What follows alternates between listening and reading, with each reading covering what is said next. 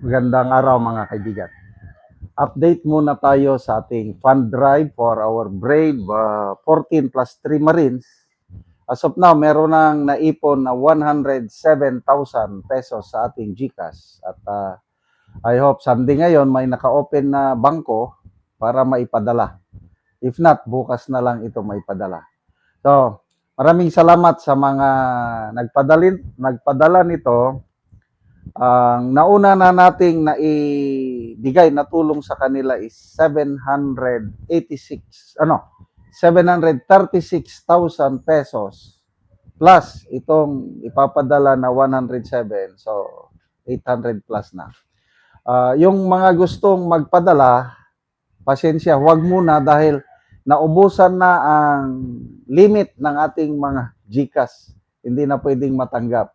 2 GCash number yung ginagamit natin, kailangan sa dami ng nagpadala for this month, wala na, hindi na pwedeng tanggapin. Sa September na ulit pwedeng magpadala.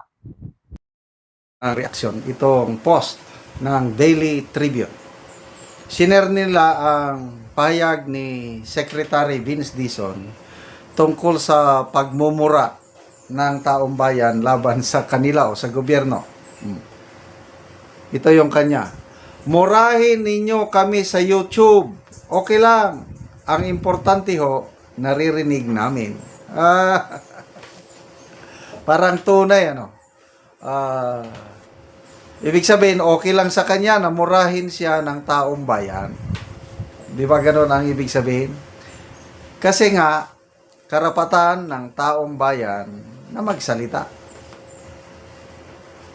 Bakit niya sabing murahin nyo kami? Siguro, nakarinig na siya ng maraming mura. Kasi siya mismo, nagmumura. Oh. Ang dami niya ng beses nagmumura eh. Una ko siyang narinig na nagmura nung kasi simula ang ICI investigation last year. Doon sa ang lugar yun.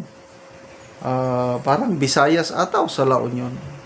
Nagmura siya. Piniay niya yung, I think, district engineer. Yan. Ano pa? Davao. Lately lang. Nung bumaha sa Davao, grabe ang kanyang mura. Saan pa? Ito. Nung naisiwalat ang kapalpakan ng EDSA reblocking project, nagmura na naman niya. Palamura. Kaya siguro, dahil nagmumura siya, para sa kanya, sige, murahin nyo lang din ako. Ganyan lang yan. Well, ang pagmumura, kung basta walang malisya, walang, parang sa Pilipino, normal na lang yung pagmumura eh. Kailangan ako hanggat maaari, umiiwas na ako. Dati-dati, nagmumura din ako. Kailangan, it's not good. Kasi kung tayong mga may edad na, naririnig tayo ng mga kabataan na nagmumura, tutularin nila. So, ayokong ipamana sa aking mga apo na matandaan na nila ang kanilang lolo na nagmumura. Kaya ako, umiiwas ako. Kailan, pag galit ka na kasi kung minsan, mapapamura ka talaga sa galit, di ba? Okay, so, ang taong bayan ngayon, hindi mo na talaga mapipigilan, lalo na sa social media. Example, nakakalungkot na pangyayari. Isang galit na teacher na hindi lang siya nagmura, kundi nagbanta. Nagbanta kay Yusek Claire Castro sa galit. Na according to Claire Castro sa kanyang vlog, yung teacher na ito, nakalimutan ko na yung pangalan. Taga Danau, Cebu. Danau City, Cebu. Sa kanyang post ba o vlog, sinabi daw niya, babarilin niya sa bunganga si Claire Castro. Siguro ito connected doon sa masasakit na salita na binitawan ni Claire Castro laban sa mga teachers dahil sa nangyaring insidente sa Zamboanga Ateneo di sa Zamboanga. Si Claire Castro ang nagbanggit niyan sa kanyang vlog. But hindi ko pa na kita sa yung post or video ba. Kaya lang pwede daw kasuhan. Kasi grave threat yun kung totoong sinabi niya na babarilin sa bunganga. Grave threat yun. Kawawa naman ang teacher. Sabi ni Auntie Claire Castro sa kanyang vlog, posibleng matanggalan ng lisensya yung teacher na yan. Pinangalanan niya, kailang hindi ko na matandaanan yung pangalan. Basta taga Danau City, Cebu. So, may mga pagkakataon talaga na magagalit ka, mapapamura ka sa galit. Again, ang lesson dyan is hanggat maaari kung galit tayo, huwag tayong gagawa o huwag tayong magsasalita dahil wala na sa katinuan ng pag-iisip ko.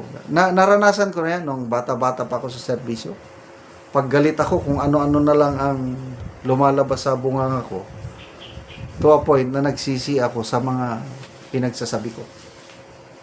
Kaya ngayon, dalangin ko yung anger. Hindi maganda ang anger. Anger does not produce the righteousness of God. Kaya instead of anger, ang kabaliktaran niyan is patience. Pag may mangyaring hindi kanais-nais, ang hiling ko na lang sa Diyos is, Lord, give me patience. Ang ibang word ng patience is long suffering. Para hindi tayo magmura.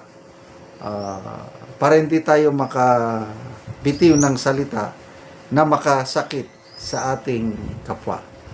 So, balik tayo sa social media.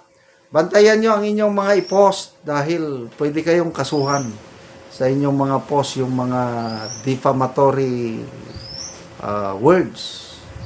Ano lang, pwede ka pag-isipan nyo muna yung kung mag-comment kayo.